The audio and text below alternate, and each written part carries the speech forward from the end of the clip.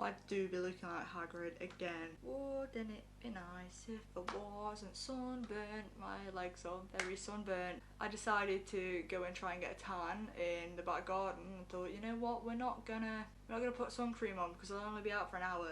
4 hours later, I'm burnt. Yeah, I don't have a cup of tea, I actually just have a bottle of water. I do just enjoy talking a bit of to be fair.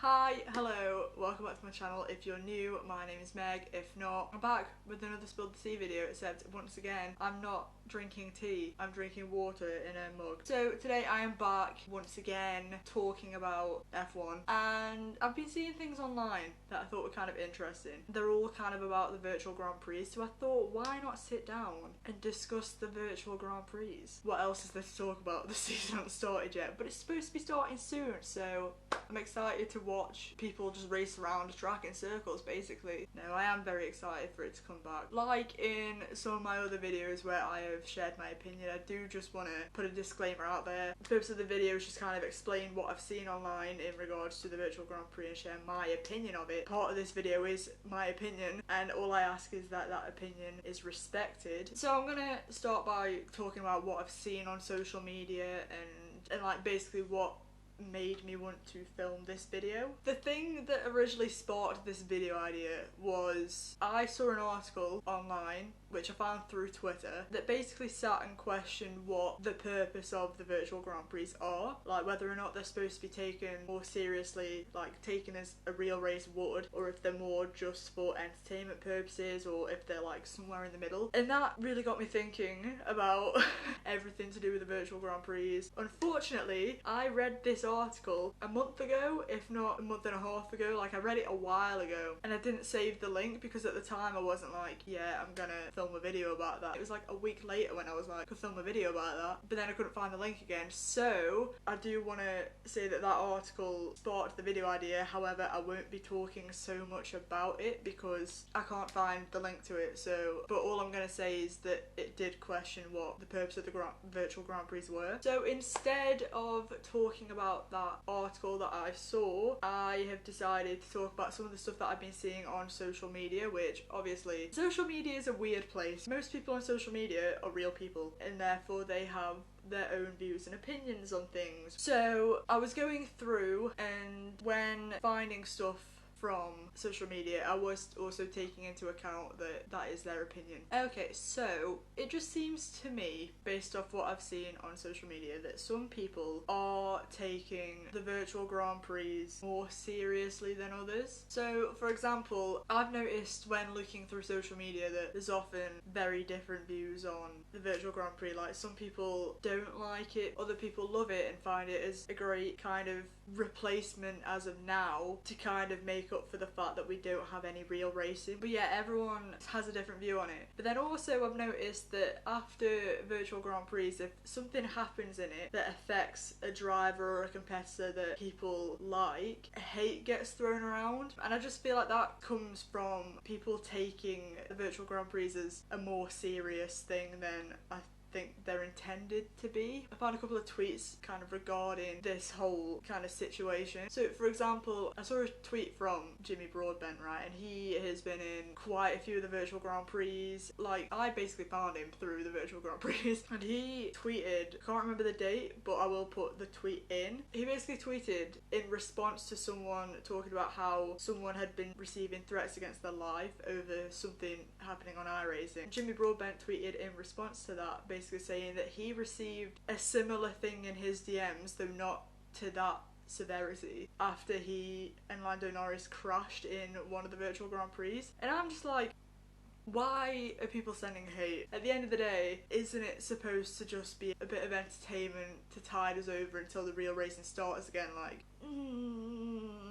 I saw another tweet basically questioning why F1 and the virtual Grand Prix and that were getting competitors involved that were like, that weren't real racers, so why they were getting footballers involved in all this. And they basically said that they would take esports more seriously if the virtual Grand Prix were made up of all drivers, or at least had esports competitors in it instead of people like footballers or singers, which I thought that was kind of interesting, because is that also down to the fact that some people are taking it more seriously than it's intended to be, or that people are taking it more seriously than others? Like, that's basically the whole point of this video, is because I saw that article basically saying, well, what's the purpose of the virtual Grand Prix? Is it supposed to be taken more seriously, or is it supposed to be just entertainment, or is it somewhere in the middle? Like, is that causing people to react differently to it based on how they view it? Like, I just thought it'd be interesting to talk about, so that's why I'm kind of here talking about it. But then also on social media, I have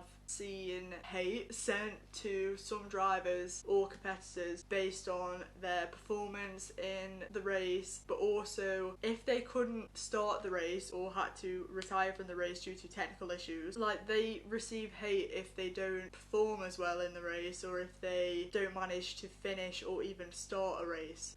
That kind of has me thinking as well, because like, if the purpose of the race is for entertainment, then why are people sending hate?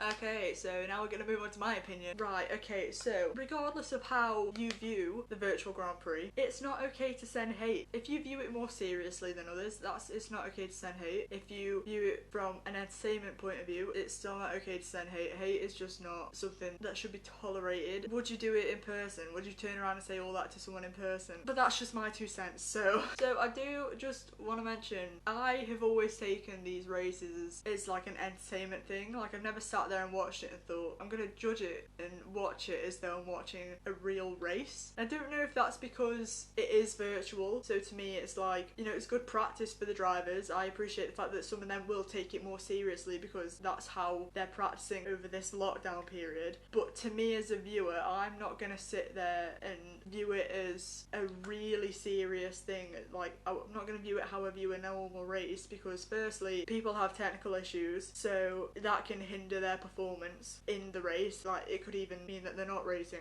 Secondly, when they have people competing in it that aren't necessarily real drivers or esports competitors, like, that again to me just makes it seem like it's more of an entertainment kind of thing. Well, that's just from my perspective anyway. But then at the same time, I can understand why some people are taking it a little bit more seriously, and it's like they're not being promoted as seriously as real races are, or as some of the IndyCar races maybe have been promoted, but at the same time they're still being promoted in a way that could lead people to think it's serious, or more serious than it actually is. But I think we can all take it any way that we want. Some competitors have technical issues, and examples of that, right, I'm pretty sure Alex Albon has struggled with his game crashing like once or twice. I think it was mentioned in a stream, maybe not his own, but I think it was mentioned in someone's stream. But also, right, so I watch Lando a lot on Twitch because he's live a lot more, so I know for a fact that he has struggled with technical issues. He's had his game crash, and I'm pretty sure he had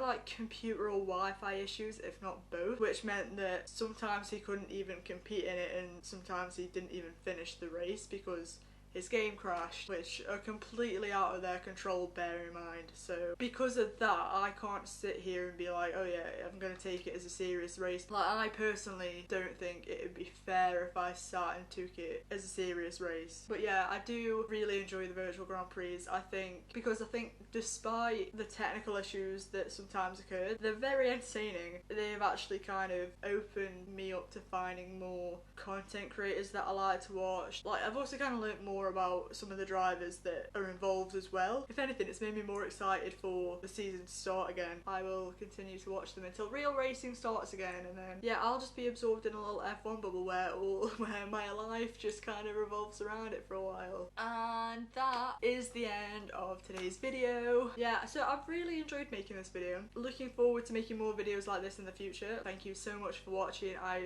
really hope you enjoyed it. Feel free to comment your opinions on this down below, or suggest any more videos you would like me to film, and then feel free to like and subscribe while you're at it. All my social media will be in the description below, so you can go follow me there. But yeah, I really hope you liked the video, and I will see you in my next one. Bye!